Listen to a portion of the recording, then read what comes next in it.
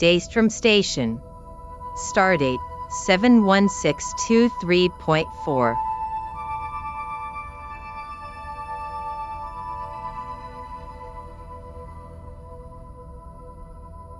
Lieutenant Kwan, how's it progressing? Well, sir, I've managed to open up the main data module and was just about to perform a diagnostic and then attempt to retrieve any available data. Okay, proceed. But I'd be surprised if the data is still intact after all these years. Who would have thought that we'd find the USS Enterprise E's core data module floating near a dimensional rift? Does the data look intact? Yes, for the most part, sir. Diagnostic is complete. Unfortunately, it looks like the data is all corrupted. Hold on.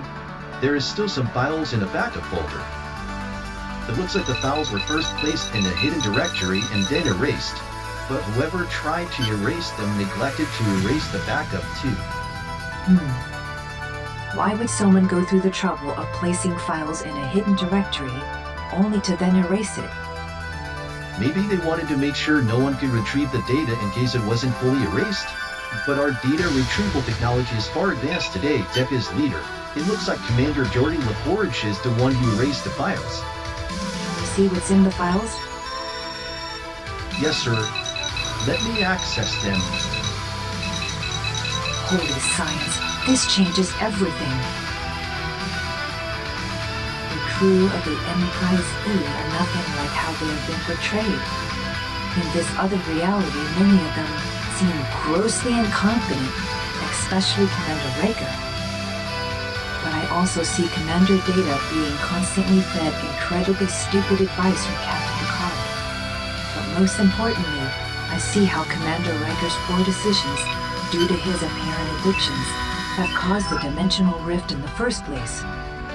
Should we inform the director? No, at least not yet. Given that the director is good friends with the Commodore, we can't assume that the files won't simply disappear.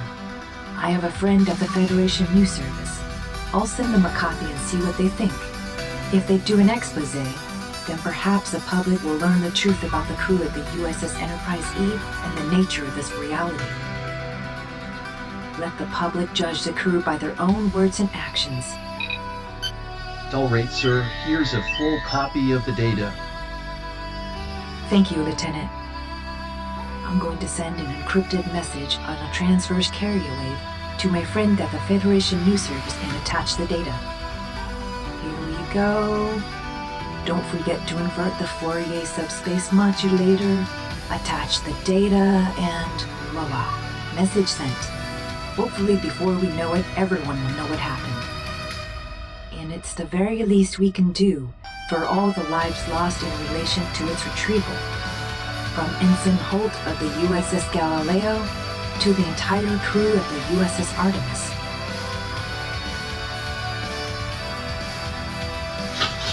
Where's my hyperspanner? Lieutenant Kwan, I know you took it. Give it back. I'm going to go over there and burn you alive with a plasma torch. I hate you. I hate you. Ow. I hate this place. I hate this place. Everyone.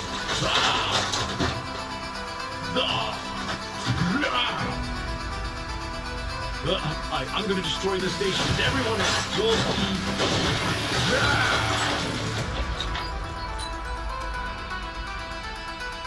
Oh, wait. I found it. It was under my desk the whole time. Must have accidentally fallen on the floor. Hey, you want to get pizza after work? Let me know. Cool. Sir, why do we have to continue to put up with Ensign Howe's behavior? This is the 4th time this week he's thrown a bottle at my head, and now he's threatening to blow up the station. Didn't he try to blow up a shuttlecraft while his co-workers were in it at his last job? Yes, unfortunately there's not much we can do. That's what happens when you're the nephew of the director of the Daystrom Institute. Yes, sir.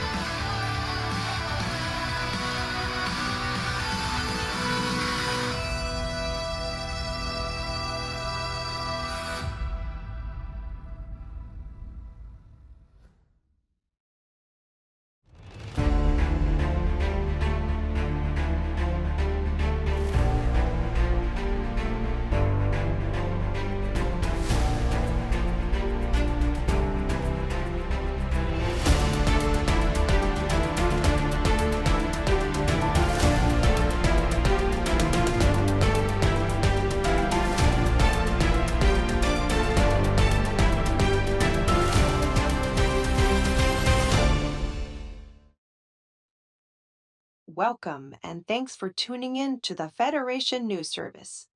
If it happened in the Alpha Quadrant, you heard it here first. I'm Sophia Ramirez. Our top story today is regarding the future economics of the Federation. Sources close to the Federation Council report that resources are being spent faster than new members are being admitted, who provide new resource allocations as part of their Federation membership commitment. While the New World economy, established before the founding of the Federation, provides basic needs to all citizens, some cutbacks are said to be in the works. The Council is said to be considering going back to a capitalistic system to some extent, beginning with Starfleet. This may entail officers needing to provide a secondary source of income in order to pay for anything above their basic needs.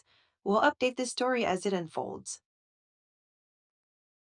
In other news, a mysterious robot army has decimated several planets, most recently Masdar 2. No one knows who sent them, and all robots self-destruct upon damage or capture. And the Galantine War continues between Yaldar 4 and a guy named Bob. Apparently Bob claims the people of Yaldar 4, quote, looked at him the wrong way, unquote. The people of Yaldar 4 have no eyes, so make of that what you will. And now a special announcement from our lead investigative reporter, Serafina Darrow. Serafina? Thanks, Sophia. This is one of the most profound and reality-shattering stories of the century.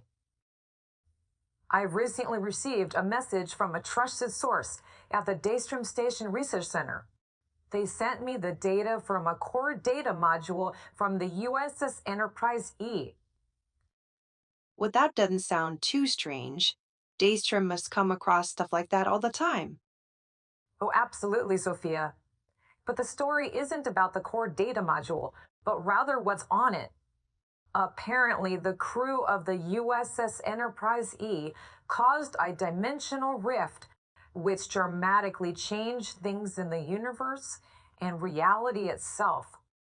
Wow, I can't even begin to comprehend what this means. I'll tell you exactly what it means. After reviewing all the data, I have to say that the pedestal upon which we placed the crew at the USS Enterprise E may have to be re-examined. Really? Why? What did you find? You'll have to tune in to my investigative series, Captain Picard and Crew, Heroes or Villains, to find out along with everyone else. No spoilers, Sophia. Ha ha ha. Understood. Where can we access it? Sure. Subspace channel FNS.77273.46. Thank you, Serafina. We look forward to it. Anytime, Sophia. Up next, it's the winner of the Recipe of the Year. We'll be talking to Storag, executive chef of Quark's Bar, Grill, Gaming House, and Holosuite Arcades, on how you can make Tube Grub Aspect at home using slugs from your own backyard. Yum! Stay tuned.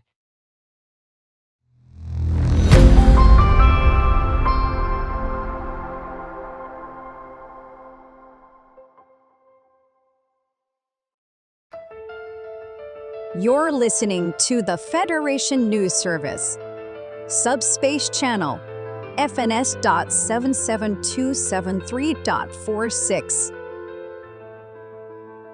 Hello, I'm Serafina Darrow, lead investigative reporter for the Federation News Service. Welcome to the premiere episode of Captain Picard and Crew, Heroes or Villains. We have extrapolated the audio recordings from the core data module found near a dimensional rift and provide it here for this investigative series in episodic format. We'll let the listener decide, heroes or villains. Now let's get started. Captain's log, stardate 57441.6.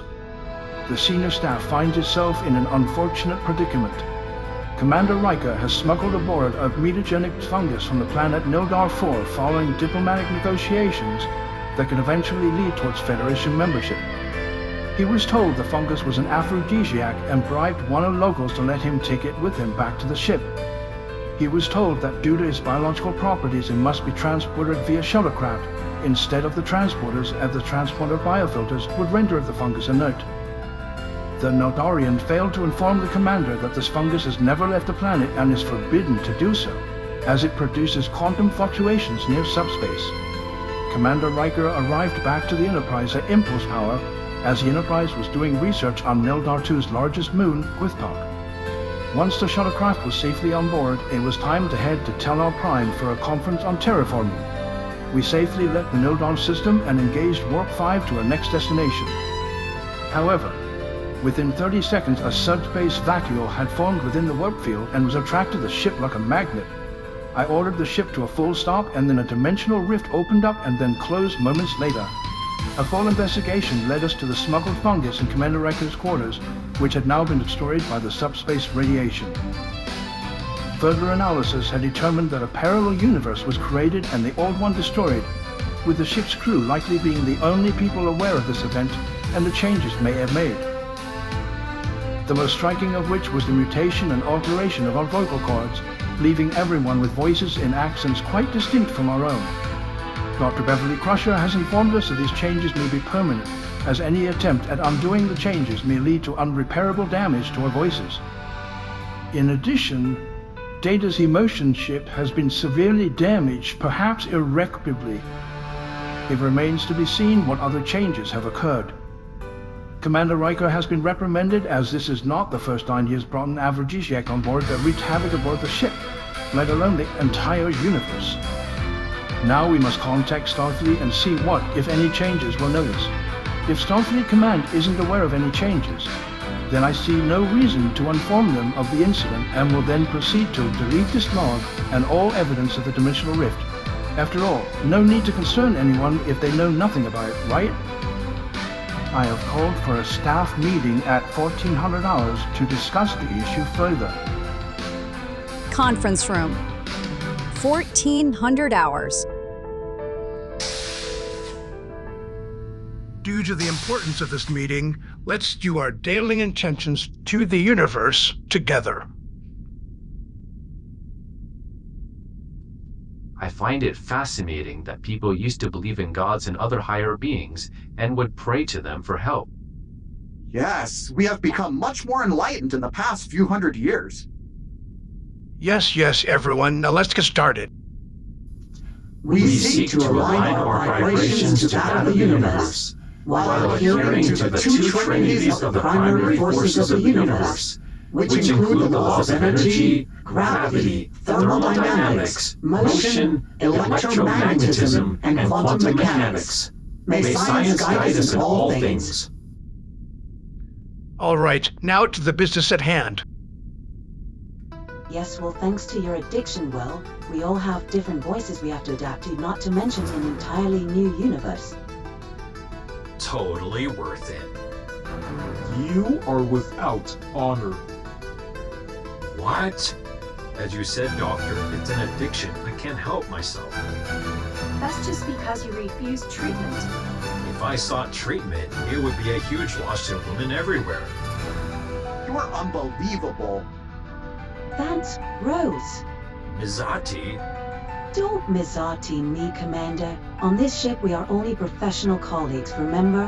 This is most intriguing. Please continue. Enough, everyone. I will contact Starfleet Command and cautiously see if they're aware of any changes in the universe. If they don't suspect anything, then we may avoid accountability. If, however, somehow they know the cause, then we're in big trouble.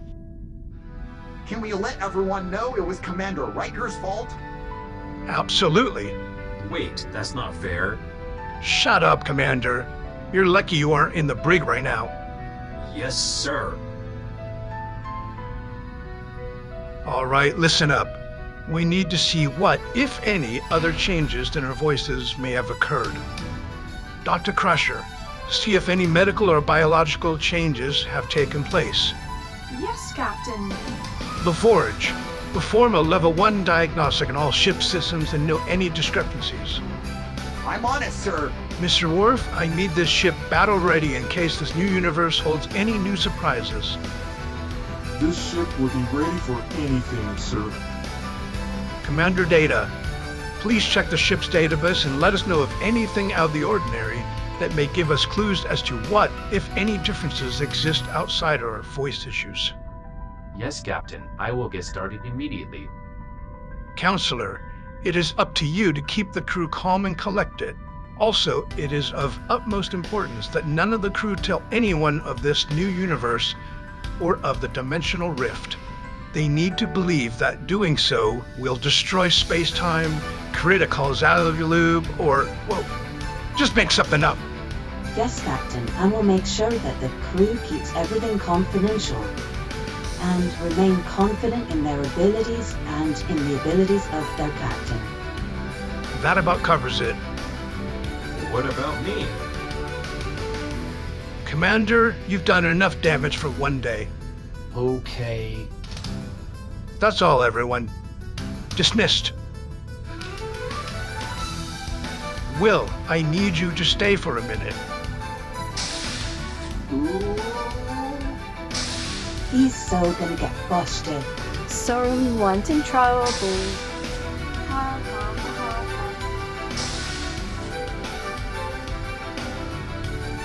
Captain, if you were going to yell at Commander Riker and make him cry, I asked that I be allowed to witness this activity to further my knowledge of what it means to be human. It would be quite fascinating. No, now is not the time, Data. You have the bridge. Yes, sir. Now don't start giving me those puppy dog eyes, Commander. It's not gonna work this time. I've protected you from the consequences for the last time. You have a decision to make. Let Dr. Crusher treat you for your addiction, or go to the break. There's no way I'm seeking treatment. I'm too awesome for that. Besides, there's way too many of my seeds that need to be planted. Fine then. Mr. Worf, please come back to the conference room. Yes, what can I do for you, Captain? Please escort Commander Riker to the brig. Aye, Captain. What? No, you can't be serious. You can't do this to me. Commander Riker, please cooperate or else I'll have to stem you and drag you to the brig. Oh, okay.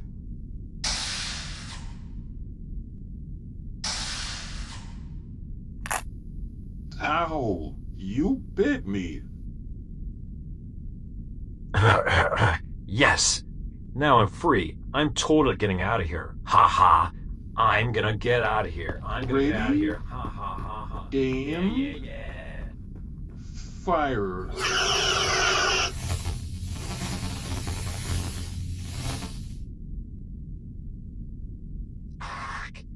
Stunned. Yeah, that felt good.